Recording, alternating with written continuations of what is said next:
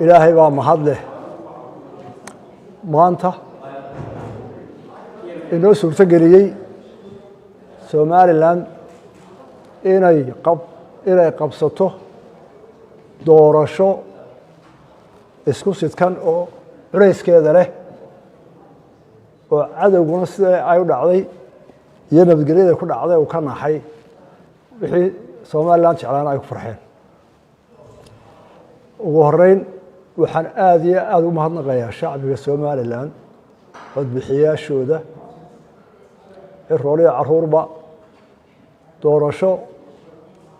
si wacan loo campaign gareeyay oo nabad leh oo nin waliba wixii uu dadka ku soo jiidanay oo ku hadlay sidoo doono soo xora oo la faragelinin inay noo qabsoontay aad iyo aad baan u faraxsanahay waxaan u mahadnaqayaa codbixiyaashii nabadda ku codbixiyey ciidamadii ilaalinayay guddigii doorashooyinka hawshaa waday axsaabtii iyo ururadii tartamayey oo si bisil u tartamayey waana sharaf ay soo hoysay Somaliland kuna dhismaayay qaranka Somaliland waa dhismihii qaranka Somaliland kor loo sii qaaday taa waa mahadnaq shacbiga oo dhan ah iyo Somaliland oo dhan qodobka labaad aan ka hadlayo waxa weeye taageerayaasha iyo xisbiga kulmiye oo doorashadii maanta aan ku guuleysanin oo laga yaabo in badani haddii natiijadii aanay soo iyagu ku badsan inay shalayba iyagu guuleystaan shacbigu u codeeyey oo daraadda shacbigu u codeeyey oo ay intaa dalka maamulayeen waxay ahayd in aanu sii wadno maamulka dalka oo mar saddexaadna layna sii doorto maanta haddii lagu doorashadii waa laydka horeeya kama cadhoon karaan kama xanaaqi karaan dhowr sababood awgood waa marka koobaade shacbigu shalay iyo daraadba codkooda waa siiyey waa ku ixtiraamay waa ku mahadsan yihiin maanta hadday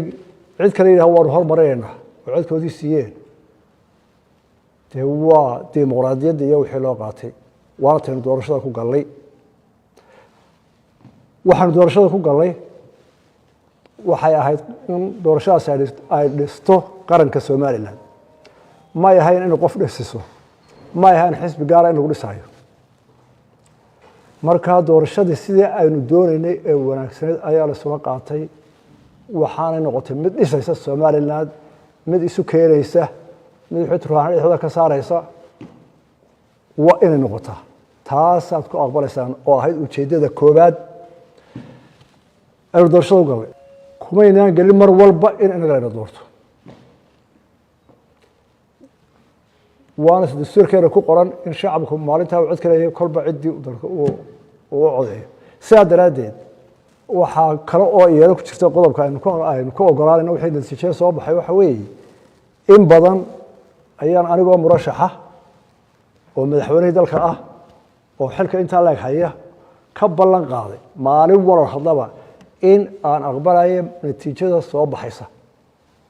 aniga iyo xisbigayga iyo intay codeysay ballan aynu qaado ahayd oo in badan ummadda u sheegnay waa ballan weyn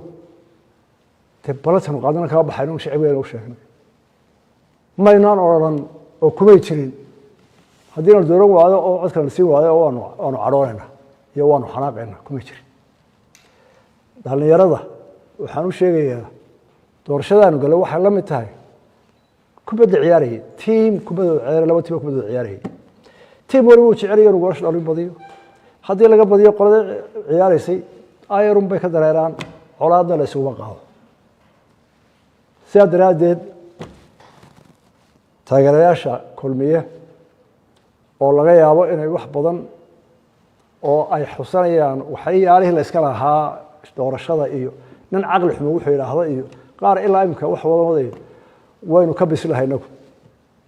waynu ka bisi lahay sidaa daraaddeed kuwa la doortayna waa kuwii aanu isnaqaanay uun waa kuweeni uun waa Soomaaliland dariska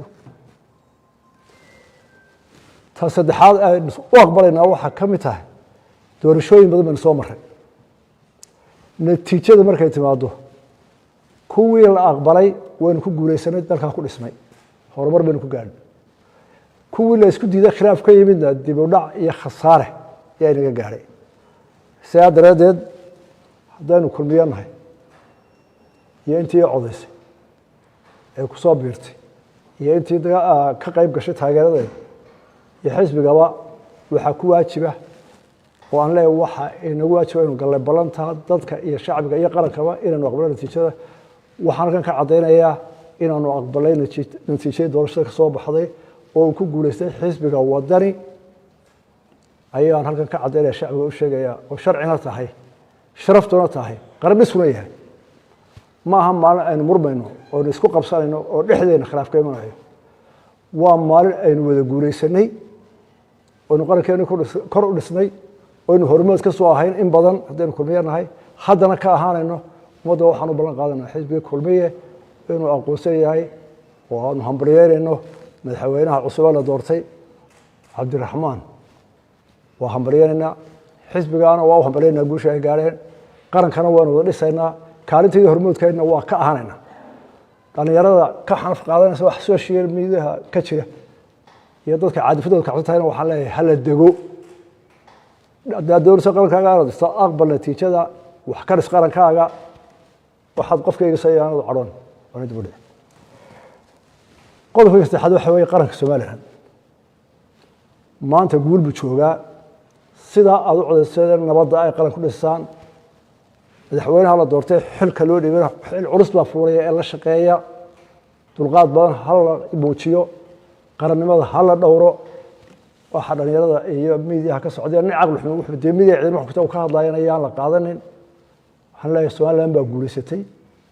kulmiye horumar buu ka ahaa haddana waa ka ahaanaya Soomaaliland waxay noo ballana qaran iska Soomaaliland aqoonsigeeda oo aynu u wada guntanno